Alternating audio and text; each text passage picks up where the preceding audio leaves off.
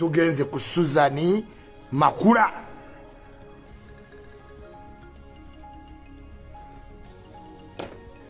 Susan Makula nalabye interview yo nasoka tulaba interview yo nga wazayo property wazayo motoka nozayo ettaka nozayo obusenya nozayo haga ewa X obulira bawo pastor omutadde ku sport feba analyst wetuli tusoma okuva ku body language eye contact tusobola okusoma omubiri gwonna kati Susan novao juzi nendaba tape yo nti wa dating omusajja nga ali 52. Ladies and gentlemen, bwomala ofumbirwa waliwo emboozi zoyina offa nazo. The more you bring ezo emboozi out nga zikufuula wa bituli kati abantu bonna bazze bakuwa ekitiibwa gy'ogenda oyogera ninex abantu bagamba omukazi bayita ogenda muwummulamu bituli wadde nga n'ennamba gy'oyogedde si nnyingi wakwogera abantu babiri naye mu sitecha mw'oyimiridde nga muk'omusumba it is unbecoming ogenda ng'oyogera ku Bex. In any case ne Bex bw'oyogerako emboozi tezigatta bulungi. One, nalabye ogamba mbu na dating omusajja nga ali 52 years nga nina 28 banno we bagambye is it 28 n'ogamba awo kati nze isimamba ntegeeyo nti tewali 28. In any case n'oba wali 28 omuntu amuwala ali 28 n'obuuka emyaka 12 n'ena n'ogenda ku 5 kitegeeza kuva mu buto oli sikiima 28 n'obulwawo omuvubuka ku 34 ku 32 ku 36 ku 38 ku 40 ku 42 ku 46 mpaka ku 52 moso ne wobanga wamuyina kubeera abawala babayina. Yes, but at this point of time the disclosure is not necessary to making any sense. It doesn't. Olabikanga omuntu atrying to cover up babini be bagamba owadde ensi believability ate ne pastor simusiru ne pastor kati atulamu yekka ina byalabanga tali naawe embozo ziri so too good to be true. Mu mbeera mwe twabadde emabega back in 2000 omuwala akwate FX agizze azze n'ettaka nga ye tayina azze ettaka azze biki obigaane abitwale wa maama wo wadde obigaanye ng'obimulekedde ne laavu yennyini eri too good to be true. Mulenzi kyoyo musajja kyoyo you are trying too much to be good in the face of the people yet you don't need teweetaaga obadde kakazi kakabi olabika bulungi olumiza abateesi buli kintu kitambula ku muzuuli but the more you are exposing your stories zikulesiimu ebituli kati wakwogerako ba exaba tetunnabala kuva waluzinga virginity ojjukira waliwo period awo omuwala watabaliranga onyumirwa bunyumirwa ojje musekererwe w'okugukira obe n'omu mwesikiseyo kati bali bameka. Stop. Simanyi nali 28 ne dating omusajja nga ali 20. Why are you using the word dating? Gamba nenfumbira omusajja watu watano mwebiri nafumita kakati pastor omumalamu amaanyi n'abantu batambuliramu pikicha bwogenda otambula oyogera naina X pastor omutaddaawo naina no X wange oyo nomala ate juzi era ng'olina clip yemu nti nina X kati nina omusango naye yerooya ate ampisa ampa obuyambi kyokka ayinza okumpa paraligo.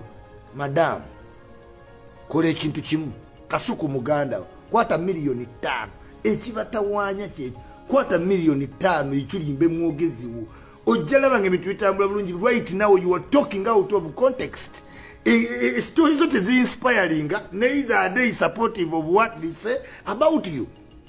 Nze ndowooza oli kuki oli ku cleaning closet as babini we bagenda bakwanika kati ngo olete ekifaananyi nti Susan mukazi wa kisamalayika ayina omutima.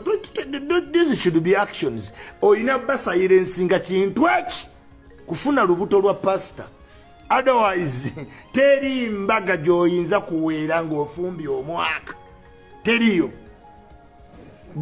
Gezaako okikola olabe nti omuntu akwanjudde ng'oli muntu mukulu ng'ayina fanoza tayagala abaana balala zimbe byo na Pastor Bugingo gwefuna lubuto bali baveeko naawe naye the more you are justifying to the world era nayina X nenzizaayo ettaka nenzizaayo kiss nenzizaayo haga era nendi muddiza kati abala baba babizaayo batya haga bagizaayo batya ne kiss kubanga you are not telling the story that should be in any case it is unnecessary tewali ayagala bimanyi ebyo bawazaayo kuba tewali bujulizi.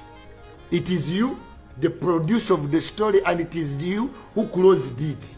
X tali what kuogera gwe kamanyi era gwakakasa gwagira eyimbuzo oboleta yachi nti nali 28 ne dating omuntu wa 52 years. So are you encouraging younger girls to leave boys of their age close to their age ave ku 28 or inspiration kati wogamba wayina omuntu gwo dating nga ina 52 years mbate we natuukayo nenda babona bali nabo nembozi nga ba 52 awo ne manya ndi murongo place. So you needed to go there kati wabaya kutwalayo nga amaze okwebakako of what benefit okumulekawo ye yali amaze otuukiriza kyayagala bwomala tuukawo nenda bali banne ne age yaabwe ne manya mi murongo place nendyoka nenvaawo.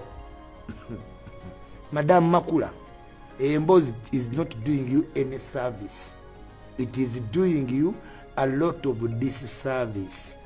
At this point of time, Pastor naye ayina we yeggalira nga toliiwo n'addamu emboozi z'ababbini ajja ziddamu nga toliiwo kubanga buli ssaawa omukulyetingira doubt mu buki obulamu bwe obwayita.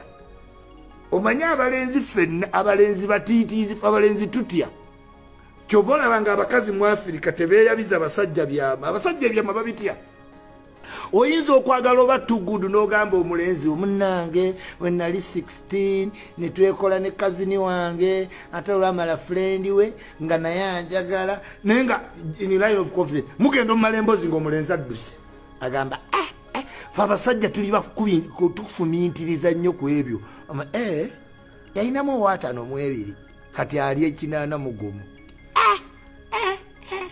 Kubafa abalenzi okwebaka ku mukazi ng'oli 25 oba 30 omukazi ng'ali 50 omanya nno oli buvubuka wabanga omukazi si yakuleese mu kikolwa naye weeveemu ng'oli 20 okwana omukazi ali 50 kizibu nnyo mubalenzi kizibu era sikifunangako nze ŋŋendera mu mitende kati abakifunye batono.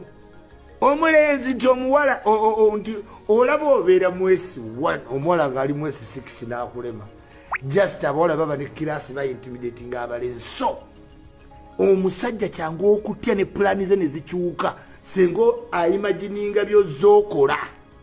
This is why tosaawasa mukazi ng'abadde yeetunda n'aggamba amanye kiyinza okukuba omutima ewala ne pulaani ne zifa. Susan Makula kwata milioni 5 oweereze ichuli mbe mwogezi wo. Kolanga abalala wezize mbagamba mugenda ne mbagamba tunembinyoma naye weetaaga ichuli okuba omwogezi wo. Kati ndi mwogezi wa Lakejjo tosobola buuza Lakejjo kibuuzo nze nga wendi ndi mwogezi wa Joyiranda lwakuba manager we ansasula bitundutundu manager Roja nenga ndi mwogezi wa Joyiranda Katale yandi Kando Pink abaana bonna abato bategedde kwasa sente zo ichuli. Yes naye toyinza kunyumya mboozi zikutaddemu doubt wajja oli eno kati Suzan oli wano okinavaamu ngo